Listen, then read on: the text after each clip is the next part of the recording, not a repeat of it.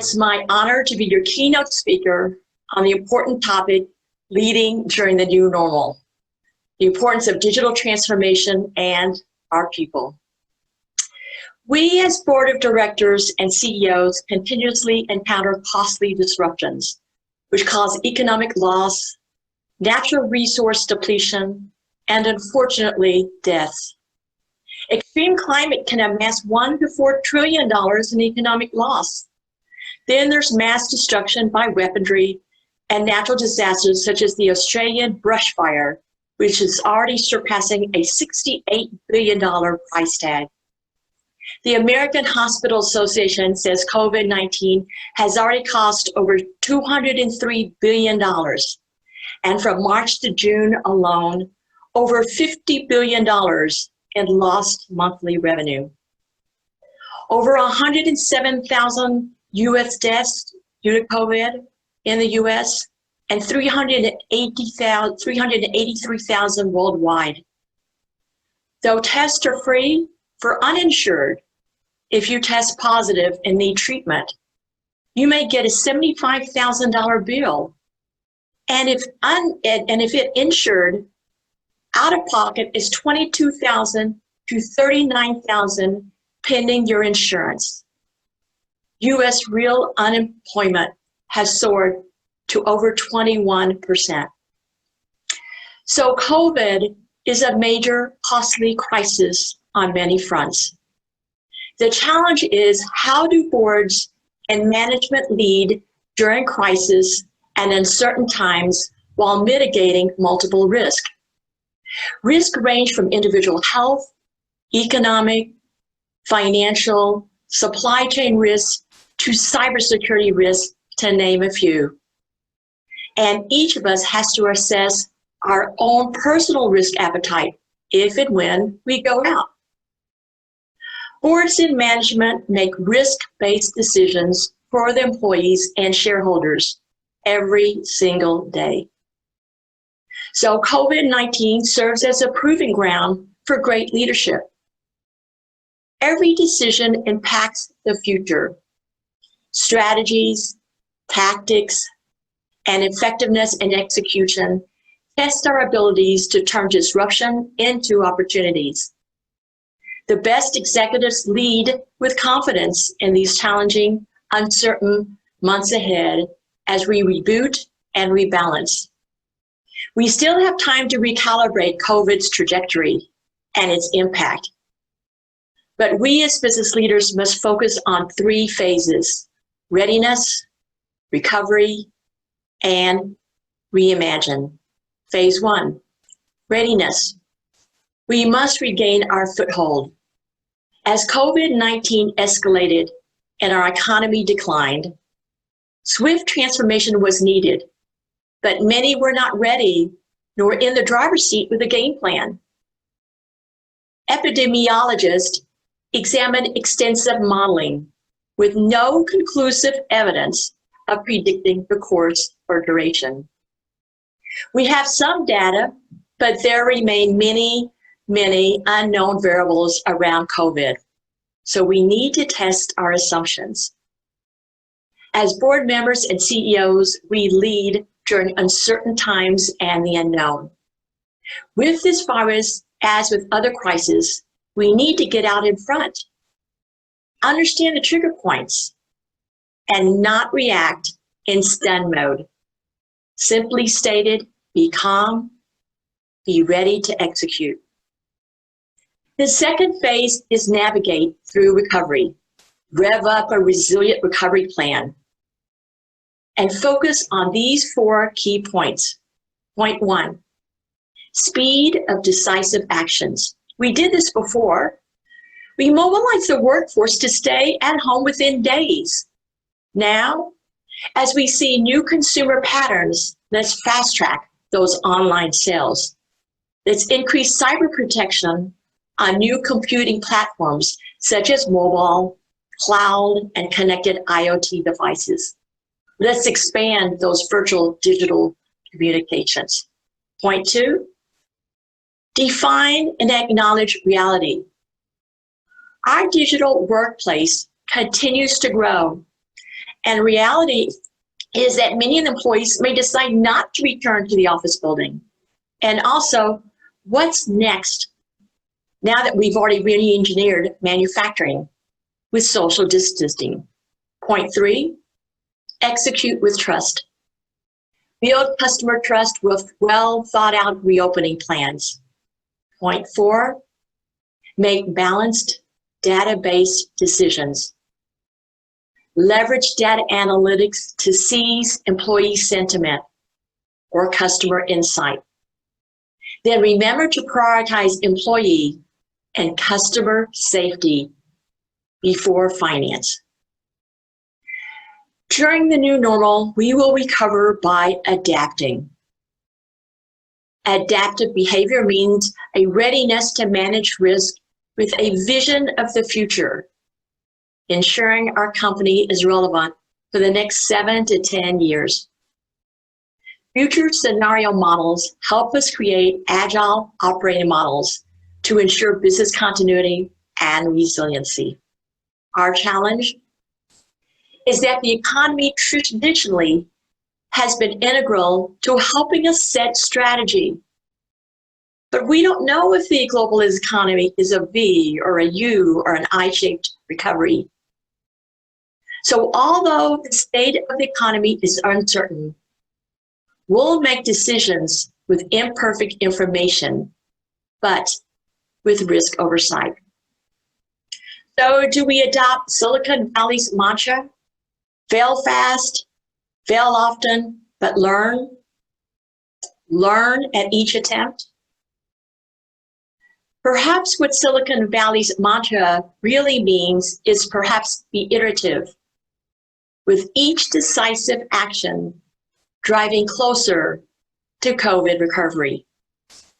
So we highlighted phase 1, readiness, phase 2, recovery, and now let's talk about phase 3, the imagination. We need to pivot like a startup. Imagine the possibilities. Create a change-ready culture. Reallocate capital boldly. Invest in our people, in technology, and in cybersecurity. Not only for business continuity, but we need to invest to keep imagination alive. A company really is the collection of many employees, and it's their imagination that will create the future of tomorrow. So as we recover from COVID, let's reimagine our businesses. We will win on imagination and innovation. We already saw traditional manufacturers pivot from making auto parts to ventilators, from vodka to hand sanitizers. Another great example is the ResMed team's work during the COVID-19 crisis. ResMed had to pivot the business to make sure they were able to help save lives by keeping people breathing as their own immune system fought the virus. ResMed is best known for its sleep apnea treatment solutions and for bringing digital health to med tech. Under the leadership of ResMed CEO Michael Farrell, ResMed established the right partnerships to access critical components and was able to triple the number of ventilators during the March quarter, making over 52,000 ventilators and increasing their ventilator mask production tenfold to help people breathe, to defeat COVID. Another example of winning, Mark Andreessen, partner at Andreessen Horowitz, one of the largest venture capital funds.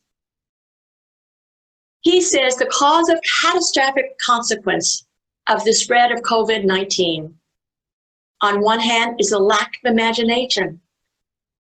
We all simply could not foresee such a thing, nor how governments worldwide would respond.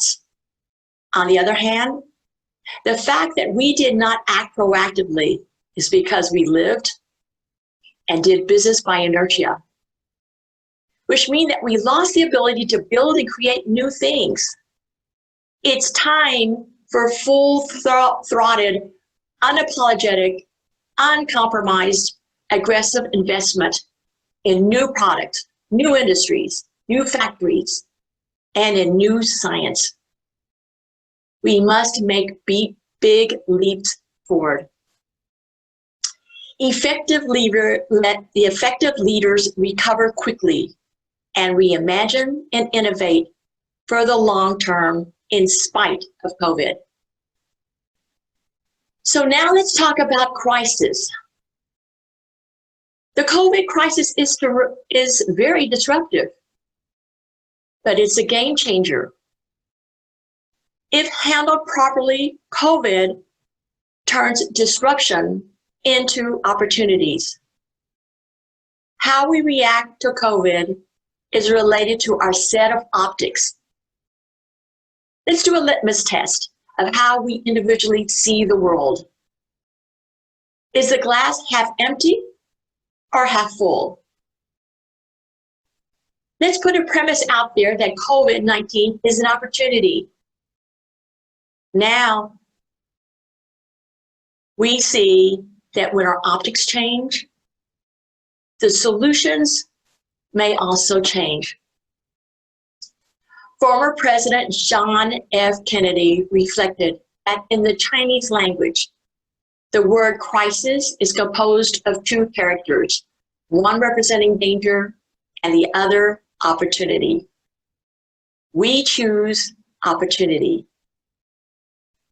So far, we've been focused on critical leadership traits. Now let's focus on tangible action, transformation. To have a speedy recovery, we should double down on transformation. Specifically, 1, digitally transform ourselves, and 2, transform the workforce, as many of us work from home. COVID-19 was the single mega event that pushed us toward digital, since face-to-face interactions just about disappeared. Before digital, there was a lot of thought, and it was believed that maybe digital was a very forward-thinking prerogative. 92% of companies thought that their business models would need to change, but little action. A few months ago, we found out that having a digital enterprise meant survival. After all, it's a digital world. Let's embrace digital technology throughout the enterprise. Grow your digital toolbox so we can automate. Have cloud meetings, team collaboration, and connect. Solutions such as Tencent's WeChat, Zoom, Skype, Slack, Alibaba's DingTalk, DocuSign, Cisco's WebEx, to name a few. All of these tools connect us. So we can tell digital technology has lots of benefits, but it also significantly increases vector attacks. More connectivity, more risk. Bad actors will continue to take advantage of crisis, and COVID-19 is no exception. 1 in 3 executives saw increased cyber attacks. No surprise. Between 2019 and 2021, cyber spending will increase by 12%, compounded growth, to about $230 billion. Perhaps this increase is due to reduced security on personal devices and unsafe Wi-Fi connections. Let's note, cyber flaws and cracks are magnified as we work from home or in a crisis, but still embrace digital transformation in the new normal.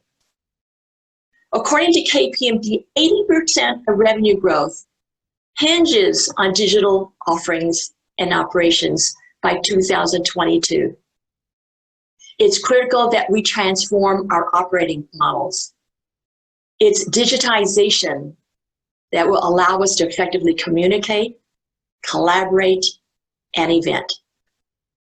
During the first half of the year, we saw digitally savvy firms create opportunities out of the COVID-19 crisis. An example, supply chain and workflow. We use data analytics to secure supplies to identify alternate logistic routes. Algorithms help to shape supply chain. Automation and artificial intelligence replaced mundane tasks, and sensors and the cloud improved our manufacturing yield. And in healthcare, another drastic change. 80% of healthcare during COVID was delivered via telemedicine, phone and or video. In fact, a bill for COVID funding in the US Congress waives the rules in favor of more Medicare telehealth in case of future virus to help flatten the curve until a vaccine is available. Education is another sector. Education is now readily available with remote digital classrooms. Food service, so on online search with delivery mobile apps such as DoorDash, Grubhub, Instacart, Uber Eats. And retail. COVID accelerated online marketplaces and e-commerce sales. Let's create new innovations. Let's transform company-wide and perhaps even at a country level.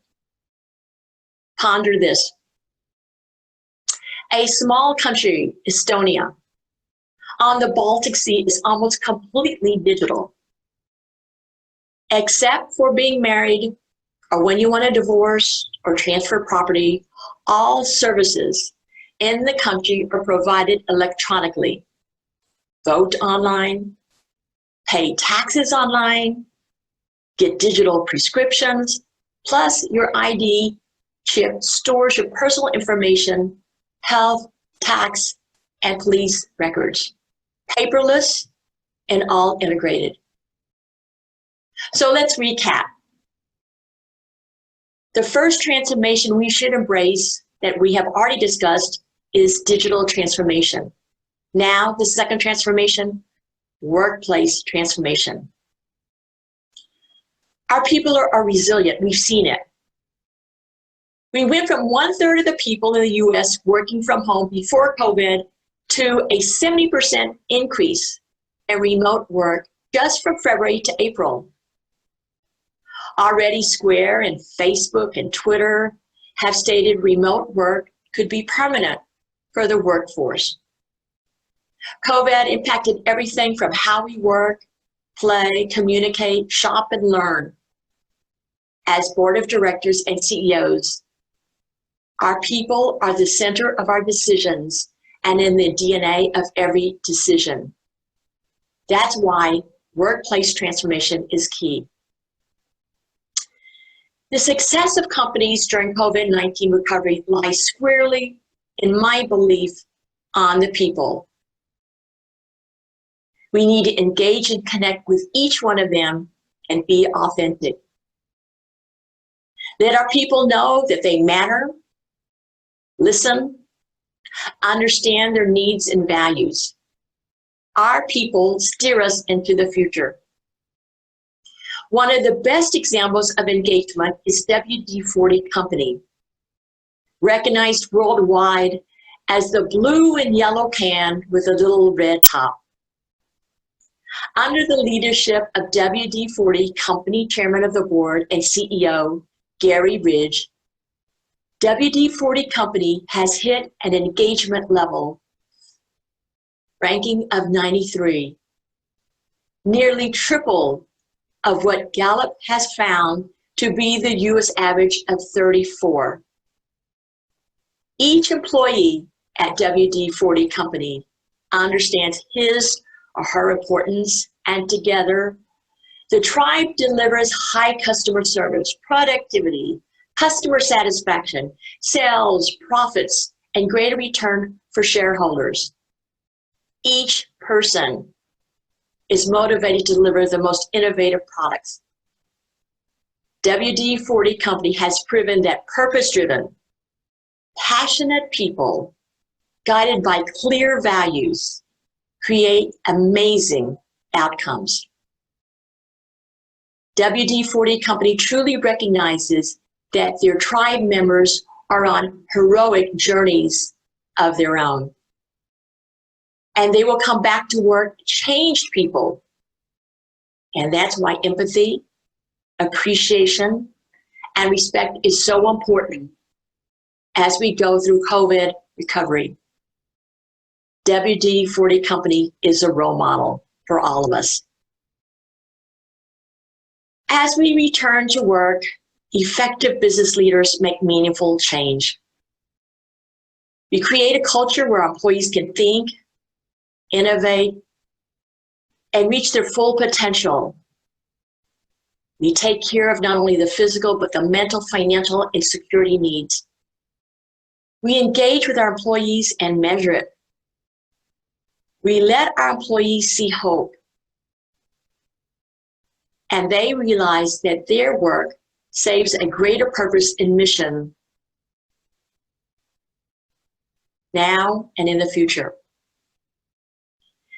At my company and on the boards I serve, we are focused on ESG, environmental, social, and governance. It's ESG that is our set of standards guiding our company's operation. As we get through COVID, we as business leaders are also committed to investing in reskilling and upskilling our people, but also investing in our mutual values for the future. As we rewire our digital and cybersecurity systems, we will strengthen our rewired relationships with our people. Effective leaders,